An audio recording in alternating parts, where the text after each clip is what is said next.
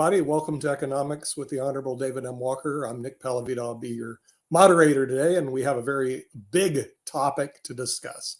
Probably the biggest part of the discretionary budget. Notice I use the word discretionary budget, and it's the defense budget of the United States of America. Well over $800 billion.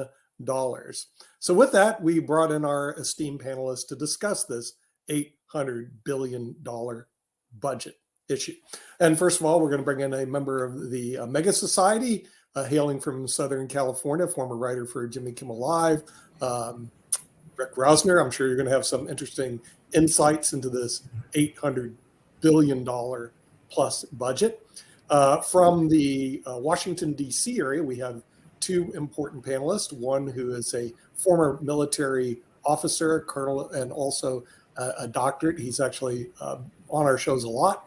We're going to bring in the Honorable Dr. John Lockwood. I'm sure you're going to have something interesting to say about the military budget. I always do. For a long time. And then the budget man himself, the person who is the former Comptroller General of the United States, the sponsor of the show. We're going to bring in the Honorable David M. Walker. I'm sure you're going to have some interesting things to say about this $800 billion budget. And joining us from Utah, another doctorate. We're like heavy in the doctorate department today. We're going to bring in Dr. Dan Worthington from Utah. So I think we're going to start with you, John, since you're in or close to the military, have been in it for a long time. I read through the budget as it was presented, that 175-page document. And frankly, there was no meat in those potatoes. So I had to go to other sources like the Peterson Institute, which David Walker used to work for, that actually did break down what are we spending the money on. Right? The budget just says, okay, here's $800 billion. Okay, great, $800 billion. Where does this money all go to? It's a lot of money. There was one demographic I saw that we spend more on military than 10 other countries combined. So, Dr. Lockwood, where does this $800 billion go that we're borrowing money to pay this huge? Well, Nick, the problem with that $800 billion figure is there does not appear to be a real concrete overarching strategy, such as we had during the Cold War when we had the grand strategy of containment, which at least provided a grand strategic framework within which then dictated the priorities for our military spending. The problem is when you don't have a clear structured foreign policy framework that states the priorities of how we are going to spend all of this money on the military, you end up with a situation where, pretty much more of everything is better, which imposes no upper limit on military spending. That is irrational. And what it does is it leads to essentially a situation where things are out of control and the services are all competing with each other for a bigger and bigger piece of an ever-growing pie, which cannot grow indefinitely. It cannot grow to an infinite degree. And so the whole thing of this, the premise of this discussion is, where do we cut? It's actually asking the wrong question. It should be, what are the true grand strategic priorities of the United States and the West, which dictate an overall strategy for dealing with potential near peer adversaries such as Russia and China and lesser rogue state adversaries. And unless we have that, and we have a clear-cut set of spending priorities, we cannot really begin to address what do we spend all of this money on. By the way, most of which is money we don't really have, because we're spending like we have an unlimited credit card. Mm-hmm. And so it just becomes insane. I'm sure Rick will agree with me on this, that what is that Rick, you certainly address this, is that what is desperately needed is a reprioritization of our strategic priorities in line with a clear-cut foreign policy, which then should dictate how we go about spending our resources. Right. Yeah. let me start at the top. We do have a national security strategy. We do have a national defense strategy, but it has not been rationalized. It needs to be rationalized given the realities of changing alliances in the world, our limitations with regard to finances. We need to better define what is in the critical national security interest of the United States first. Secondly, what is in the critical interest of the United States from a global security standpoint. But quite frankly, we try to do too much, and we need to reprioritize. And there's a number of things I think that, specifically, I think we need to do below that as to how we can get more with less. Because I do think that the Pentagon has become a bloated bureaucracy. I think a number of our current platforms do not make sense for the likely future fight. I think the current all-volunteer force and the compensation policies associated with it are not sustainable over the long term. I think we need to revise our acquisition and contracting practices, and I'm happy to get into the details in each of these. I'm just giving you kind of a headline right now. And frankly, I think one of the things that we need to consider in this country is mandatory national service, mandatory national public service, of which the military would be an option, but not the only option. So those are just a few thoughts right off the top, and we can drill down.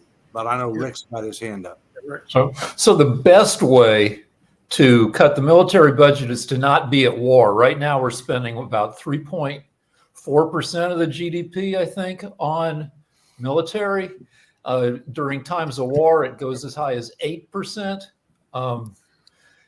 So here's some other numbers. The U.S. has about 750 foreign military bases in 80 countries around the world, with 173,000 troops deployed in 159 countries. Trump tried to pull us back from a lot of that, but Trump is America's worst businessman. He went bankrupt. You take a look at some of the stuff Trump wanted to do and maybe do the opposite. Well, I do think that we need to rationalize our force structure. We need to rationalize our footprint. And part of that comes back to what Jonathan said before. I mean, we need to reprioritize, what our national security strategy ought to be. And I don't think we've done that adequately. We're trying to do too much, and we're already overstretched, and it's going to get tougher as we move forward. When we pull back, other countries, particularly China, step in. Under Trump, we stopped trying to be the world's friend as much, and then China stepped in with its vast resources and started increased.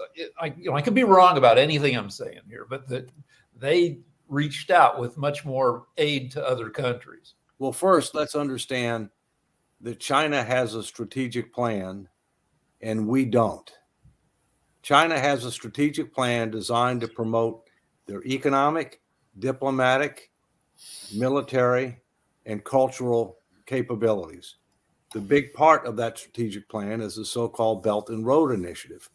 And they are out there aggressively trying to do that, not just in their region, but in Africa, in South America, and other parts of the world. We don't have such a plan, which is one of the fundamental problems. The other thing is that, we have alliances, but those alliances don't always live up to their obligation. One example is NATO. We do way more than our fair share with regard to NATO. We're doing more than our fair share with regard to Ukraine. And yet now we've got a situation, in Israel where we're going to step up. But that is another resource drain as well. Dave, just out of curiosity, because I know that there's been conversation, I'm actually going to switch to a different part of the world and everything, about the use of our military in Central and Latin America? I know that there have been some campaign folks that have brought that up on the Republican side and all along those lines. And I know that there is definitely a concern about the drugs that are coming in, whether it's fentanyl or whether it's some of the more illicit drugs from those countries and everything. But is that a realistic approach, and won't that also drain our military forces should we choose to do that? Because I want to say that both Nikki Haley and Vivek have brought that up as a subject matter within their Republican platforms and all along those lines. So I'm just wondering your thoughts, because Latin America is a very that's literally in our backyard. Some of these other countries, whether it's Africa or even the Middle East, are further away. Not saying that they aren't of interest, because they are of very vital interest in everything, but there is things that are happening literally in our backyard. And I was just wondering, do we need to have those governments handle their own problems and help them in that process, or is this military option a viable option? Well, let me mention something, and then I know James had his hand up, so we can go to him next. Look, I think the issue that you're talking about, Mark, deals with the drug cartels in Mexico and their activities associated with human smuggling and with drug smuggling. In my personal opinion, that is a public health and a national security threat. No ifs, ands, or buts. Anybody who says that the border is secure is lying. It's nowhere close to being secure. You have a difficult situation for the Mexican government because the drug cartels are very wealthy and very powerful, and they are also ruthless. In my personal opinion, they should be declared to be terrorist organizations. In my personal opinion, we should work with Mexico to try to take them out. And if Mexico will not do it, and we can provide support with intelligence and a variety of other things, then I think we should be prepared to do it.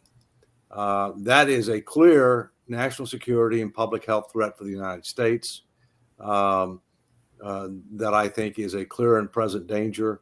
But that's different than the rest of Latin America. I mean, for the most part, we don't have the same type of issues with regard to the rest of Latin America. And of course, we've long had something called the Monroe Doctrine, where we want foreign powers to be able to keep their hands off of countries that are in our hemisphere to varying degrees of success, as evidenced by the blockade of Cuba in 1963.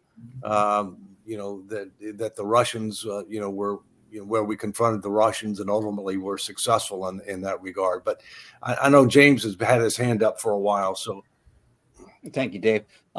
Yeah, I want to start out by saying I think your patriotism is unquestioned, and your cry for rationalism is I fully support. So I don't want to be seen as disagreeing with you. However, when we were talking about China having a plan and we don't, although that's true, China's plan is not necessarily a good one. And that also the difference is with whether we're talking about military and defense expenditures, or are we talking about economics? And I think, for example, if there's rare earths in Africa and China's all over that, and the U.S. is lagging behind that kind of stuff, that's a problem. But I see that as an economic problem, and something different than what we were talking about is how do we rein in our military spending? One is to make it more rational, including the fact that we're no longer as invested in ground troops as we used to be. And sometimes when we advance our military's capability to make more sophisticated weaponry, which is required in today's world, we make obsolete some other things. And what we still employ people in the military to maintain and to support those and to train on those obsolete things. So my thinking is that we don't need as much as a ground force, and maybe we don't need as many people active, and maybe we should be making more and more of these people reserves and increasing the reserve capacity of these people. Let them go back into the economy, do things that might benefit society in other ways, and be on call in case there is an emergency. But they continue to invest in today's world, which is long range. There's no heroism in today's wars. It's not face to face. You don't see your enemy's eyes. This is the kind of stuff that we're going to be building in the future. And we need ships to be able to move them around. We need Air Force. We need long range missiles. But we don't need the traditional ground force as much as we used to. Well, I think it comes back to what we started with at the onset of this conversation. We need to redefine what our current and likely future threats are. We need to reprioritize what's in our direct and indirect national security interest. When you talk about China having a plan, keep in mind that many of these things affect all dimensions. I mean, when you talk about rare earth materials, those aren't just an economic issue. They're a military issue, because a lot of those rare earth materials aren't just used for the purposes of, let's say, for example, prescription drugs. They're also used for weapon systems. And so, their plan may not be perfect. And by definition, it's not perfect, because there's no plan that's perfect.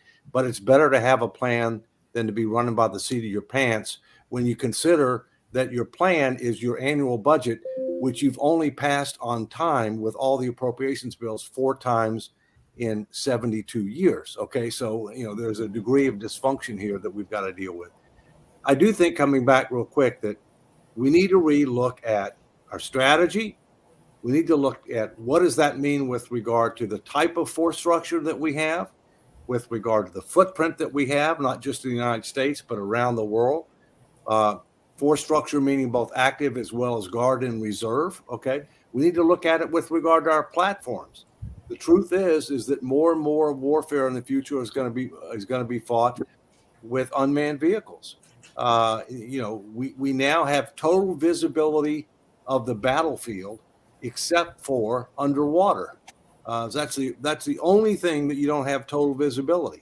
We have a number of platforms that we've spent a tremendous amount of money on that we're very proud of. For example, aircraft carriers. But in today's warfare situation, there's another word for them. It's called targets. And so we need to really step back and not just focus on what we've had and what we have, but what we need and how we transition to that as we go forward. And Dave, I agree with you, particularly on it. We're very proud of our aircraft carriers, yes, and they in turn provide a center of gravity, which in turn become a set of targets. Also, we have a U.S. Space Force, but which, again, good idea in concept, but the U.S. Space Force, according to open sources, consists of 80 satellites, no space fleet. But what Russia and China do not consider that a space force. They consider that a set of 80 targets, which need to be disrupted or exploited with their own counter space capabilities. That becomes another consideration in how we restructure.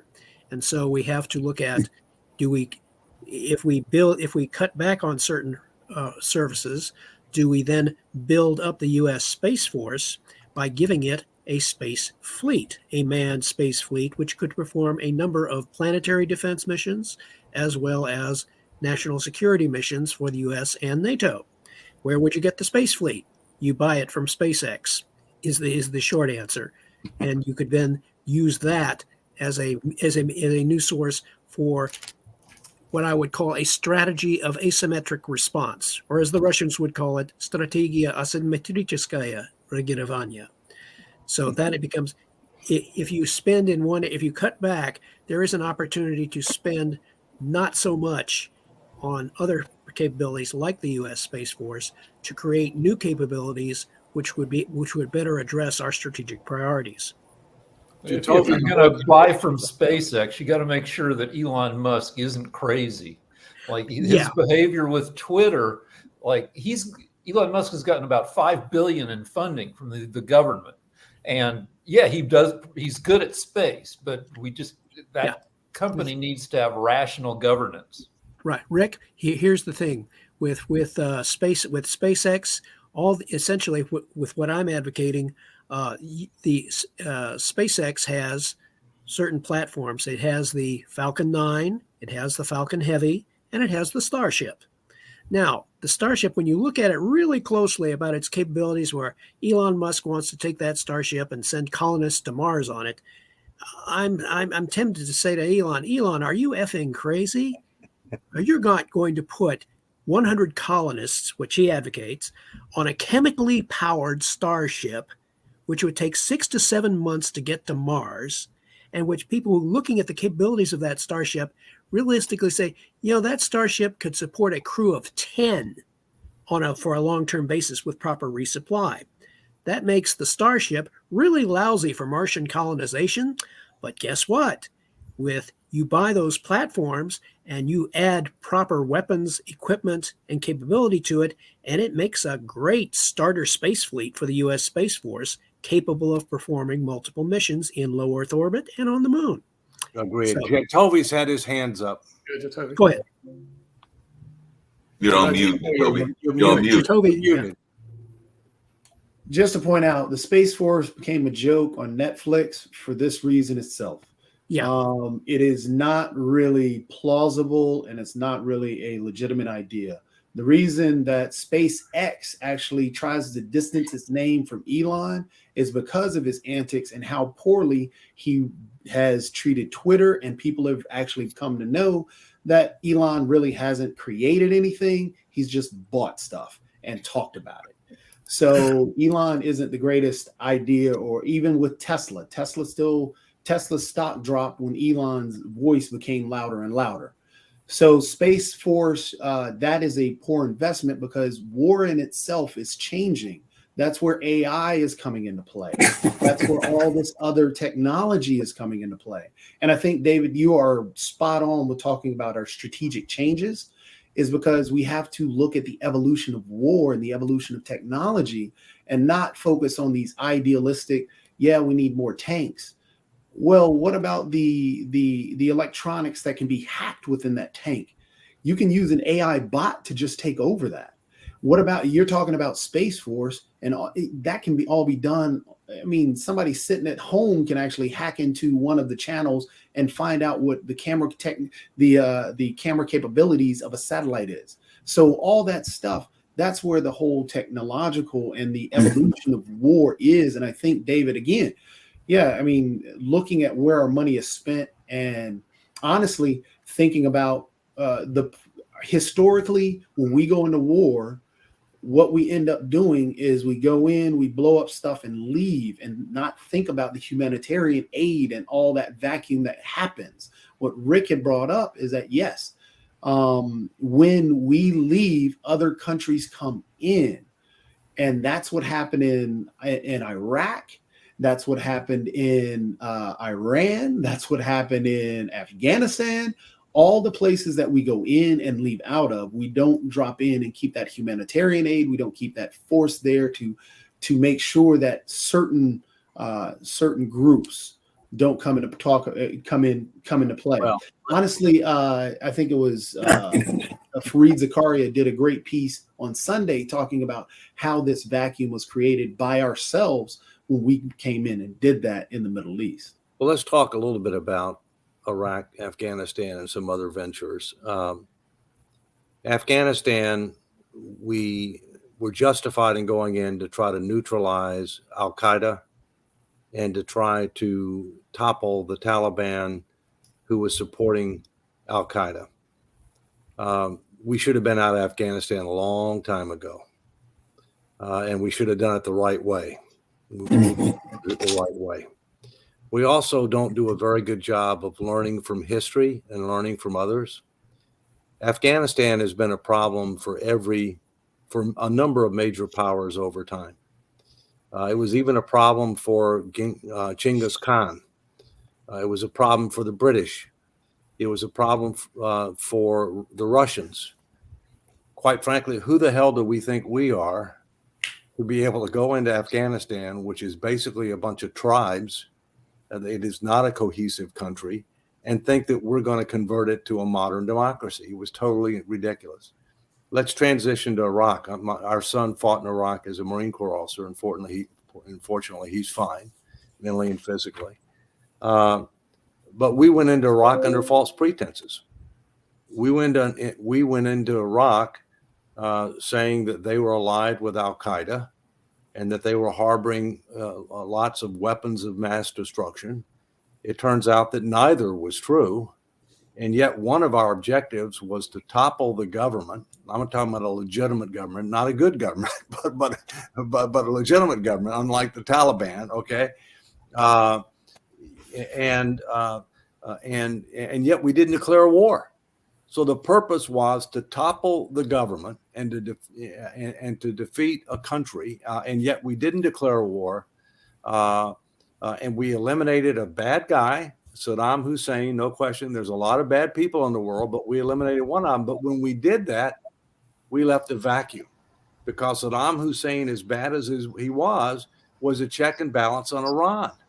Yeah. The elimination of the check and balance on Iran, we now created another vacuum, if you will. So again, I come back to say we need to step back and we need to focus on what are our current and future threats. What are things that are a direct national security interest of the United States? What are the things that are indirect? What are the relative priorities? When should we commit forces and not commit forces? This is just very fundamental. Okay. But I'm happy to get into some specifics about what are some of the things that I think we need to do to deal with the budget. But it starts with strategy. Exactly right. Yeah. Without a strategy, you have no clearly definable upper limit. That's the whole problem. Right. Yeah. Without a plan, you're going nowhere fast. Speaking of plans and strategy and everything, go ahead. Yeah. I was going to say there was 2 Iraq wars. The first one, Desert Storm. Yeah. That had a mission, and that was also, we had allies, and once we accomplished, and believe it or not, James, we made money on that war. That's not something we want to do as a line of business, but we did.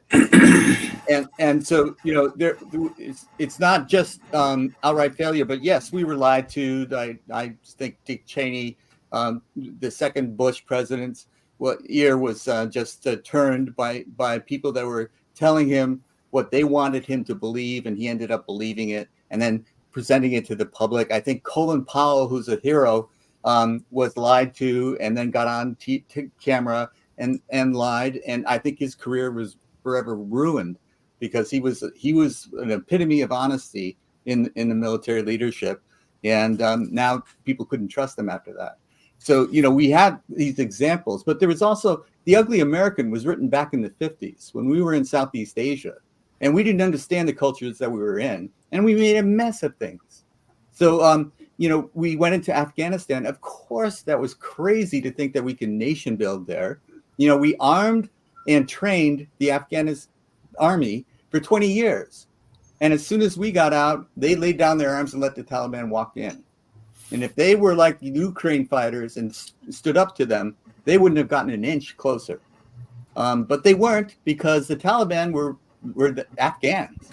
They were people that they trusted, not the Americans. So when the Americans go into a culture that they have no clue about, they don't understand, they will mess it up. So get in and get out. A mission accomplished is what we want, but not the type where we're parachuting into a boat and saying mission accomplished when it isn't. And now we have some of the weapons that were left in Afghanistan showing up in Gaza. Precisely. I'd contend that one of the most cost-effective way to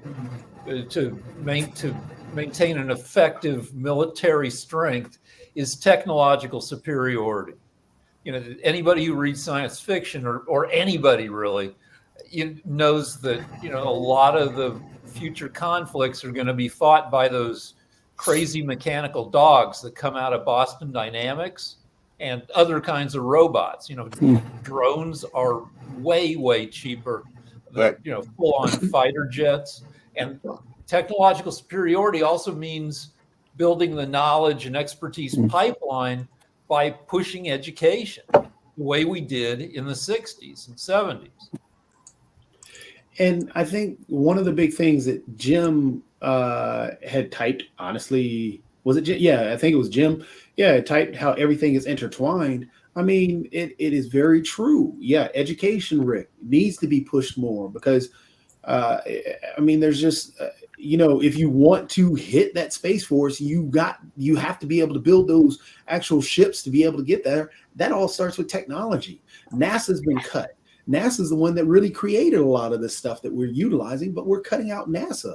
And then in terms of intertwine, if we want to upgrade the power grid, which needs to be upgraded, guess what? That's still on that technology end because our power grid can be hacked and taken over quickly. It's just everything is truthfully intertwined, but we forget that we still go in that mindset.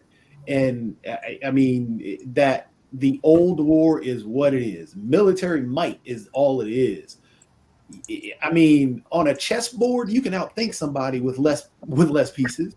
In any battle, you can outthink somebody with less men. It's just if you're able to outthink and out-strategize and out-plan, you can win whatever war comes into play. Mm-hmm. Yep. Speaking of planning and everything, I had a quick question for Dave and all along, Dave Walker. Right. Because one of the things that we've been talking about in this whole conversation around economics and around the military is the notion of the spy network and the conversation that goes on. Even with this recent attack on Hamas, there has been a lot of conversation about how they knew about this attack before it took place. I mean, that was the same conversation I remember from 9/11 and all along those lines. So how much of this interwoven network is a true network? I mean, I've read enough spy novels to know that that's supposed to be existing, but then we hear about these miscommunications or these warnings that are given that are ignored for whatever reason. So I was just wondering your thoughts around that, because I have heard definitely that there were even some Middle Eastern nations, I want to say Egypt, that had said, look, this is about to happen. Y'all need to be prepared for it and all along those lines. So how interwoven is that true network that we hear about all the time? Well, first, it's very clear that there were intelligence failures associated with the incursion into Israel. The assertion is that Egypt had some suspicions that something was going to happen. How concrete of evidence they had, I don't know, and that they tried to bring that to the attention of Israel, and it wasn't acted on appropriately. Again, I don't know the details, so it's difficult to be able to comment. I will say that it's also evident that the United States, Israel, and others have relied a lot more on signals intelligence and on technology rather than human intelligence. HUMINT is what it's called, SIGINT, HUMINT. And in this particular case, what happened was Hamas took advantage of that. They went low tech. They went exactly the opposite. There were only very few people in Hamas that even knew what was going on. They did not communicate using using electronics, and as a result, were able to surprise the Israelis. They also came in on a holy day, so you weren't totally prepared. Although Israel should know that when looking back in history, that's what they tend to do. I mean, if somebody's going to attack, they tend to come in on a holy day, if you will. So we'll get a lot of lessons learned out of that. But I agree that technology is key to competitiveness, but there are limitations to technology. And technology is not always the answer to every situation. Let me, if I can, go back to some of the things that when I did the 10 million a minute tour in 2012 to 27 states, 10,000 miles, and engaged with the American people around the country, some of the things that we talked about and that the public agreed to with 80+% support of the kinds of things that we need to do with regard to defense. I'll come back to where we started. We need a strategy that is based upon current and future threats. All right. We also need to make sure that when we're planning our requirements, you have to consider cost. Right now, they don't have to consider cost. Here's what we need. Don't worry about the cost. Okay. We need to recognize that the so-called tail, which is overhead and support, has grown much faster than the tooth. In fact, the tooth, which is warfighting capability, has shrunk, and the tail has grown multiple times. And so we need to cut the tail so we can sharpen the teeth. And to do that, we're going to need a BRAC type approach to deal with the bureaucracy. We need to rationalize our footprint, and that's going to take a BRAC approach, both domestically and internationally. We need to rethink our platforms, based upon current and future threats. We need to do acquisition and contracting reform. We tried, the Defense Department tries, they have a dream. Here's my dream. This is what we'd like to have. Okay.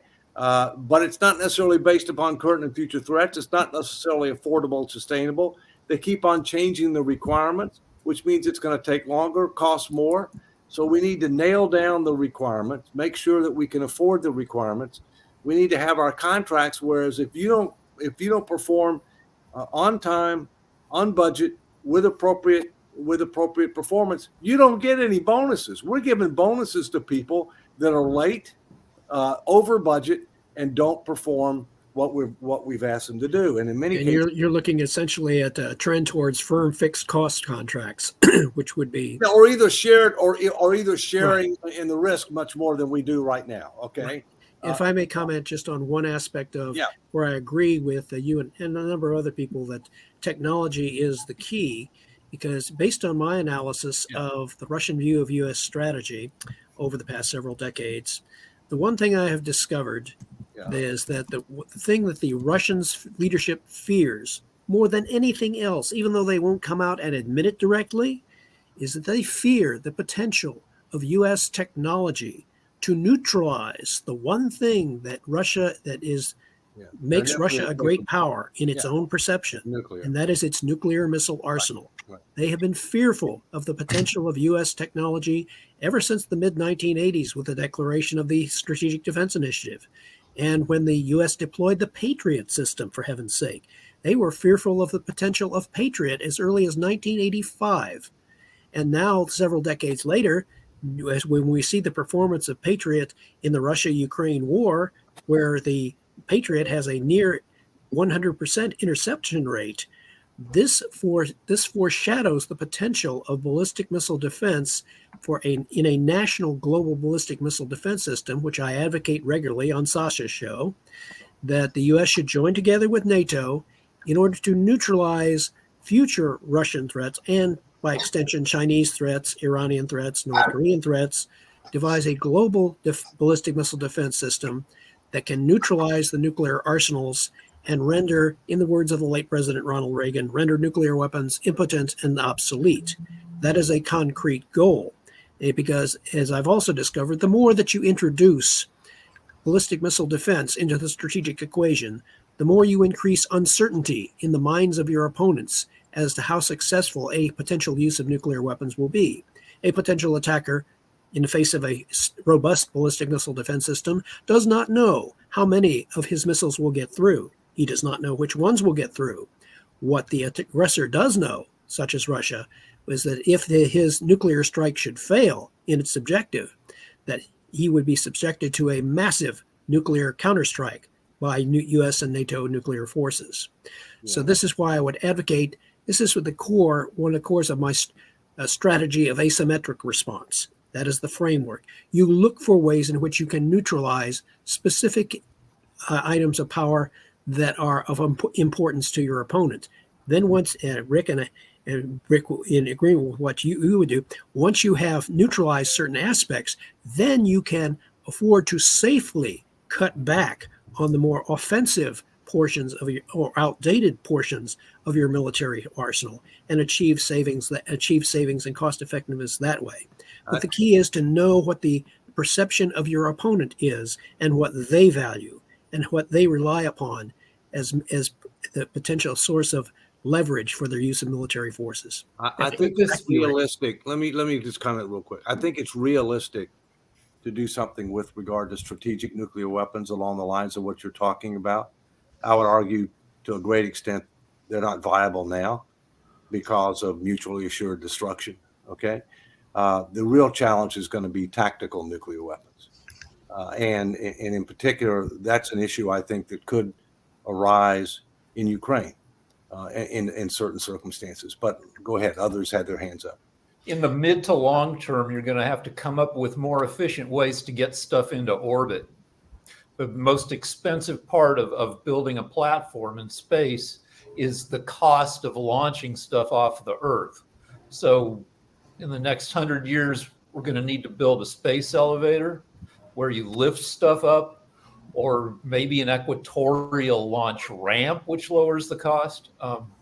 And eventually you're going to have to clean up space. There's a bunch of junk up there, and you can't have a functioning platform if random orbiting junk is going to crash into your stuff. So I think their end was where it should start, because throwing anything in space at this moment, you're going to end up getting destroyed just because the amount of junk that we've thrown around the Earth and that's sitting in orbit. They are creating new, I think, fission engines now, which are supposed to be able to lift off a little bit better. But I mean, there's a whole jet propulsion stuff.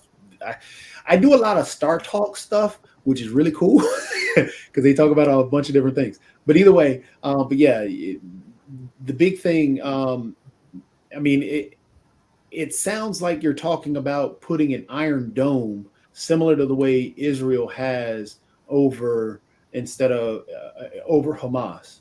That's what it sounded like. But the tough part about that is who's going to be running that, and who decides which countries become those aggressors, and where do you stick that ballistic? It just becomes super complicated, I think, and becomes very tough, because what happens when that gets hacked, and then we become seen as that aggressor?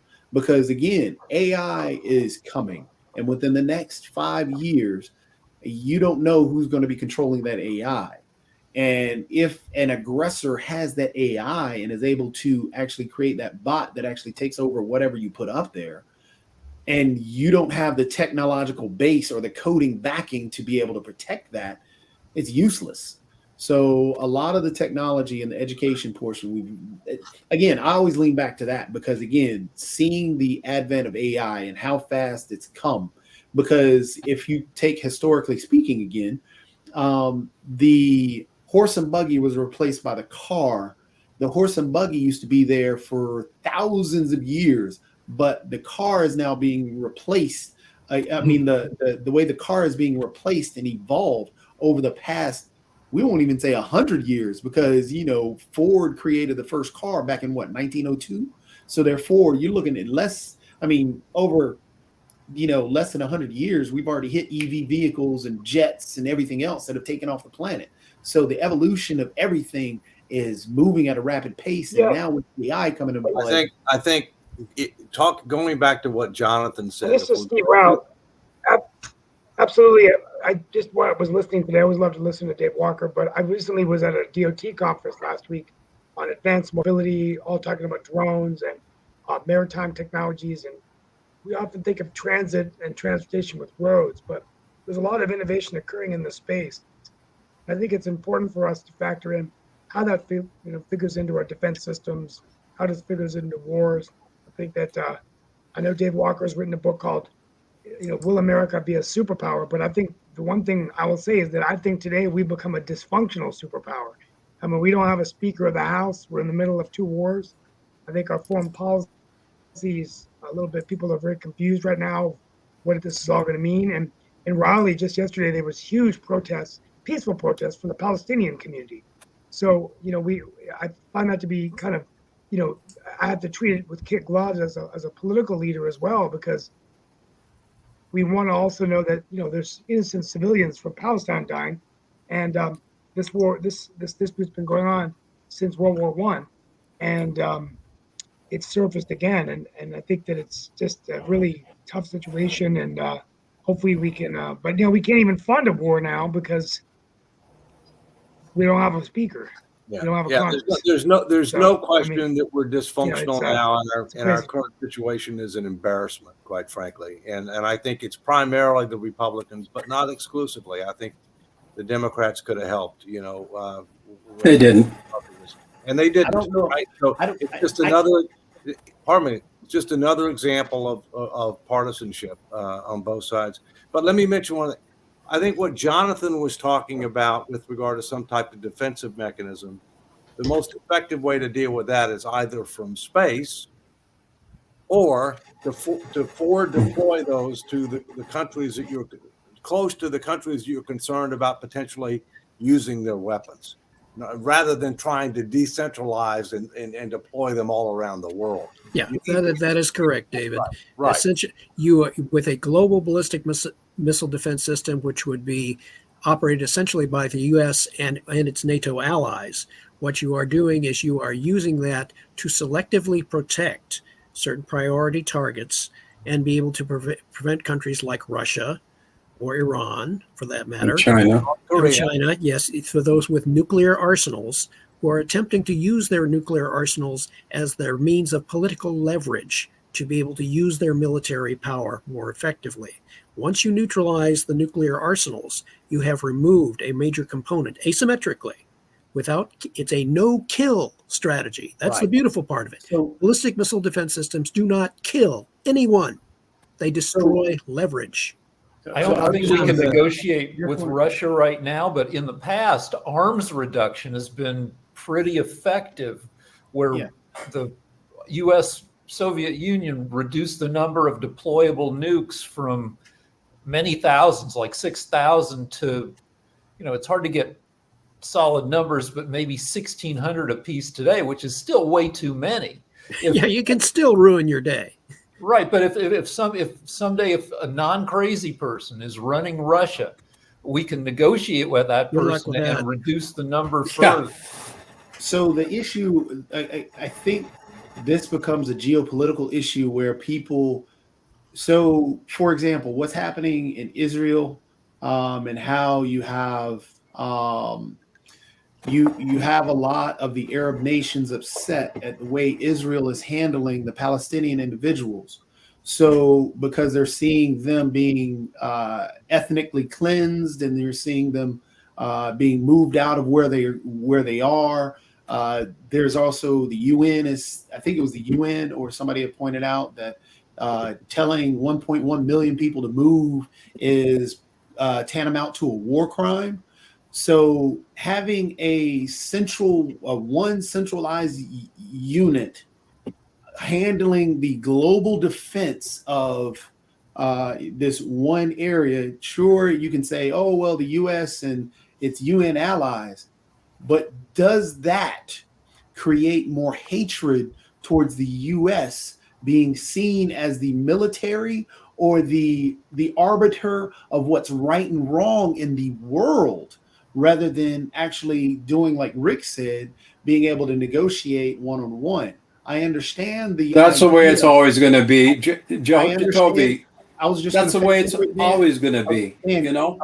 I was just going to finish this comment real quick, and I'll let you go.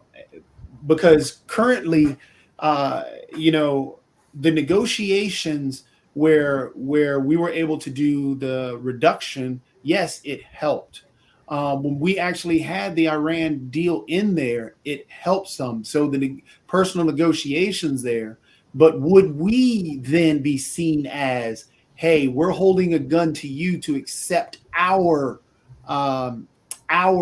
deal on our terms, rather than negotiations being on equal playing field? Yeah, no, you just expressed an opinion that shows your naivete about how the world works and how world power works. Please don't say that I'm naive in that manner. We're both on equal playing fields here. Neither of us are geopolitical leaders. But I have a lot more. I have a lot more experience and understanding about how the world works. You don't know my experience, and you don't know my understanding. So, all right, guys, let's get to the point. Yeah. Come on. The point is that there's so many issues to consider here. I don't think that the technological advancements alone are the answer, and here's the reason. At a moment's blink, our technological superiority could be taken out by EMP. Our country could be blind. Many of our systems are not hardened. Our whole dependence on a new electric strategy, electric vehicles, and all that runs right into that whole strategy. What we discovered about the Soviet fighters was interesting back in the day because many of them had tube technology rather than electronic technology. And the reason that was different for those systems were more hardened than our own. Our systems are vulnerable, and they have been, and they will be, until we make some sort of decisions that will prevent that vulnerability. And so, look what happened to Israel. Hamas used low tech strategies to pull off this attack. We know that they deliberately targeted civilians and children and beheaded atrocities. These things were all planned by them. They did it on purpose, right? And for whatever reason, I mean, it's like stupid. Why don't we do this? And then it's going to. And so the people that are being asked to flee Gaza right now, it's not because they want to dislocate them. They don't want to bomb the hell out of them. They don't want them to die.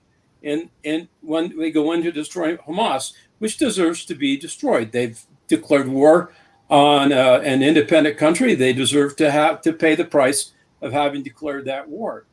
But right now in the United States, we have one strategy, and that is to fund the military-industrial complex, and that goes to the idea of corporate greed and corporate malfeasance and political dysfunction. And I think that's the biggest problem with our military-industrial complex and the funding mechanisms, K Street, other things, and the corruption that goes with it. It's just endemic of our whole political system right now. And the reason why we don't have a coherent strategy is because our government is owned by so many foreign sources right now. There's no way for us to protect our people because our politicians aren't really serving the American public. Right now, our electoral system is, sorry, go ahead. EMT, which is electronic magnetic pulse, is a real threat. There's no question. And we're not adequately protected against that. Let me mention a couple of things and I'll turn it over to Rick. Having been chairman of the audit committee of the United Nations, I can tell you that the United Nations has been anti-Israel for a long time. And Israel's one country. It's a Jewish state. There are a lot of other countries that don't like that. I think there are fundamental differences between what Hamas did and what Israel is doing. In the case of Hamas, yes, you're correct. They did low tech because Israel relied too much on tech. And so they went low tech. So tech doesn't always get you what you want, right? But they planned this for a considerable period of time. They did it on a Sabbath. They intentionally targeted civilians and civilian infrastructure. They engaged in atrocities that are just hard to believe that anybody would do, if you will, specifically against people who were Jewish. And now what's happening is, in my personal view, the response needs to be two things: neutralize Hamas and penalize Iran. Yep. On the neutralizing Hamas, you have to keep in mind that we there were times that we had to end up using war strategies that we were uncomfortable with. And probably the biggest notable example was Hiroshima and Nagasaki, where we dropped leaflets and said, get out. All right. And we did that because we don't want to intentionally target civilians or innocent people. Israel's trying to do the same thing. Hamas tries to use civilians as human shields. And so what they're trying to do is to say, get out, because we're going to do what we have to do to neutralize Hamas. And let's just hope that this thing doesn't end up spreading to where Hezbollah comes in from the north, and that we may have to get more actively engaged than otherwise we are right now. And let's also remember what the Bible says, that Armageddon starts in the Middle East. Now, let's hope we never see that. Hamas is only about 1% of the population That's right. of Gaza. Yeah. I mean, plenty of people, half of the population sympathize and supports Hamas, but the actual fighters are not. That's about 10, 20,000 people out of 2 million. It's 100,000. impossible to, I mean, Hamas should be made illegal the way Germany made Nazism illegal after World War II with, and the U.S. occupiers. And Israel's never really done an occupation correctly the way we occupied Germany and Japan, rebuilding. Right now is the stick phase, beating the heck out of Gaza. But then there's the carrot phase where the world would be very willing to throw a ton of money at Gaza to make it nice if that would help guarantee that Gazans wouldn't do periodic massacres. I understand. Let me mention Well, the tough not, part is- not all Palestinians are Hamas. Obviously, it's a very small subset of that. But let me remind you what the United States and the Allies did during World War II. We flattened certain cities. Yep. Flattened them, including with firebombing, including most example Dresden. So Yep. I think you got to learn from history. You got to learn from others. I think they need to neutralize Hamas, and we need to penalize Iran. And with Well, that, we're David, going to wait till next week because we're out of time, but we want to thank our panelists and the Honorable David M. Walker.